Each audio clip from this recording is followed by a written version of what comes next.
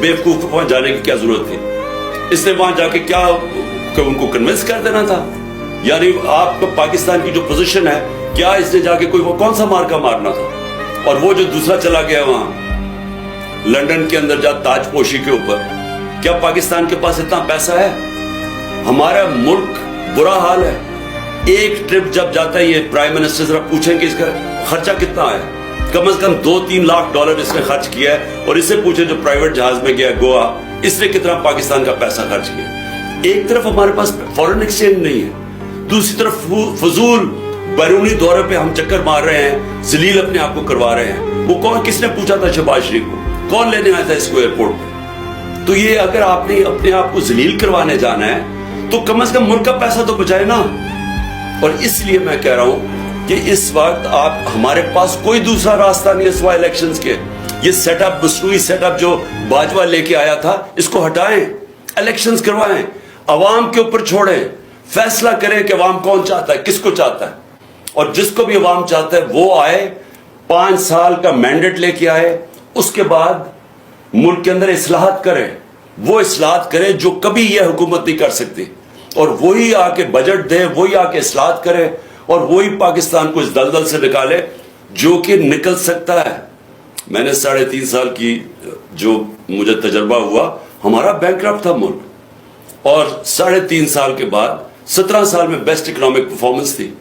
क्योंकि ठीक हो सकता है मुल्क, लेकिन उसके लिए एक बड़ा पब्लिक मैंडेट चाहिए ताकि मुल्क में इस्लाहत कर सके हम।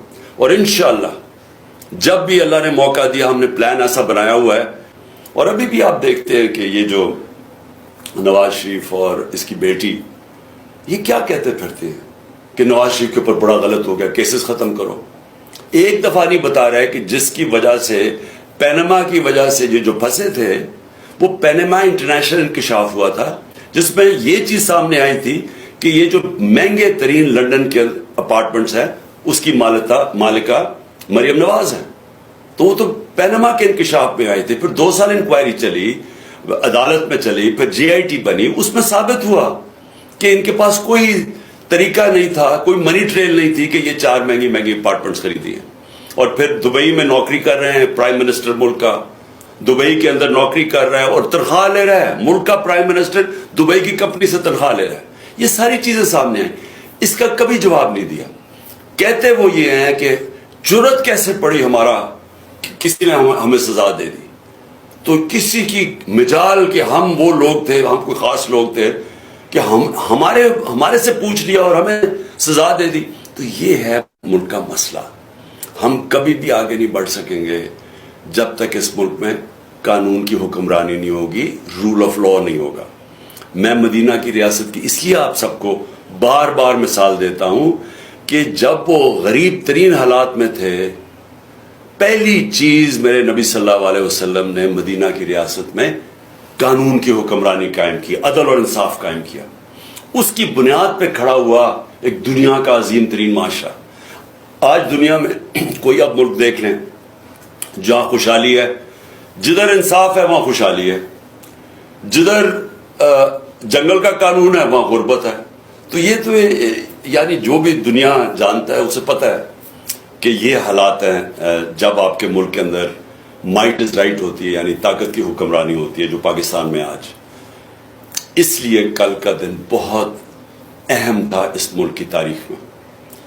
अपने मुल्क की आइन की हुक्मरानी, कानून की बालादस्ती, इसके लिए 4200 जगह पे लोग निकले।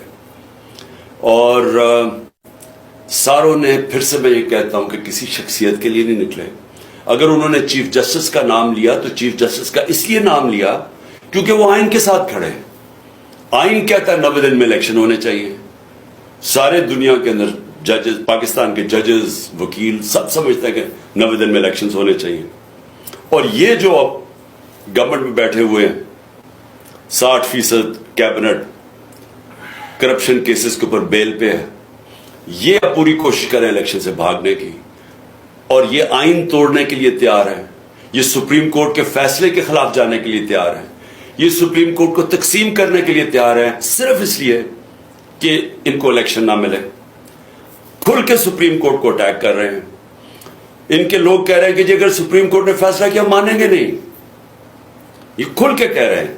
تو میں یہ چاہتا ہوں کہ پہلے صرف یہ دیکھ لیں، اس کے بعد میں باقی بات کرتا ہوں کہ جب ان کو سپریم کورٹ کا فیصلہ پسند تھا تو ان کے لوگوں نے کیا سپریم کورٹ کے متعلق کیا سٹیٹمنٹس دی. ہمارے پاس اللہ کا کرم ہے، سوشل میڈیا ہے، یہ ساری چیزیں اب آپ کو پتہ چل جاتی ہے کہ یہ پہلے کیا کہتے تھے، اب کیا کہتے ہیں. مجھے کہتے تھے کہ اگر آپ نے الیکشن کروانا ہے تو اپنی حکومتیں ڈیزالو کر دیں. حکومتیں ڈیزالو کی تو سارے الیکشن سے بھاگ گئے.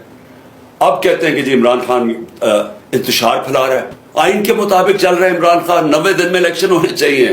2 ہماری حکومتیں ہم نے ڈیزالو کی. آپ سب نے کہا، آئین بھی کہتا تھا، ملک کا قانون کہتا تھا کہ 90 دن میں الیکشن ہو. 90 دن گزر گئے، الیکشن نہیں ہو رہے. ہمیں کہہ رہے ہیں اکتوبر میں الیکشن ہوں گے. کس طرح اکتوبر میں؟ اس کا مطلب 70% پاکستان ڈس انفرینچائز ہے، یعنی ان کے الیکٹڈ نمائندے 70% پاکستان نہیں ہوں گے. ایک بددیانت دار الیکشن کمیشن نے شہباز شریف کی حکومت یہاں قائم کر دی جس کی کوئی قانونی اور آئینی کوئی جواز نہیں ہے، اور فضل الرحمان کی حکومت قائم کر دی ہے پختونخوا میں. اس لیے میں یہ سننا چاہتا ہوں، آپ کو سنانا چاہتا ہوں کہ کیا کہا انہوں نے جب ان کو سپریم کورٹ کا فیصلہ پسند تھا.